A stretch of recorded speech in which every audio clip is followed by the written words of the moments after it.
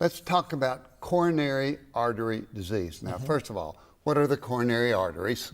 The coronary arteries are the heart arteries. They supply blood flow to the heart. And of the coronary arteries, how do they get diseased? What happens to them?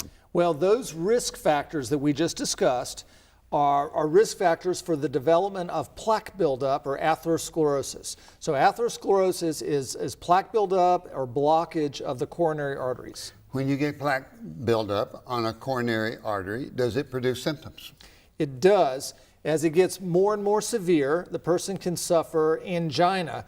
And angina means lack of blood flow to the heart, where they may have heaviness, pressure, tightness, squeezing in the chest. When somebody has that, what do you do for that? Work on their cholesterol more, work on their blood pressure more, work on their lifestyle more? We do all of the above. I briefly said blood thinner. So blood thinner is usually very important. At least a low dose of aspirin, baby aspirin. Sometimes we treat more intensively. But then we work on lifestyle and lowering that cholesterol, lowering the blood pressure. If that's not enough, then we may have to go and treat the person more aggressively for that plaque buildup. So if somebody has plaque buildup, if they have angina, if they're having symptoms, how do you find out how bad it is? So we typically do a stress test.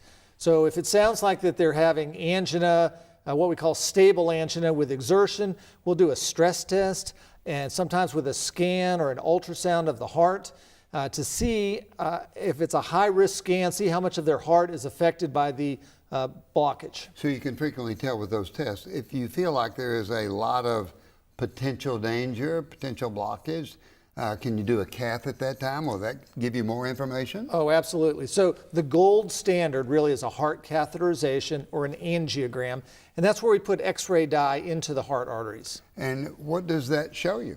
So that shows us in great detail the blockage. So it shows us if there's blockage in the coronary arteries, calcium buildup, and how severe it is very precise, and helps us to determine if somebody might benefit from a balloon or stent, or perhaps even bypass surgery.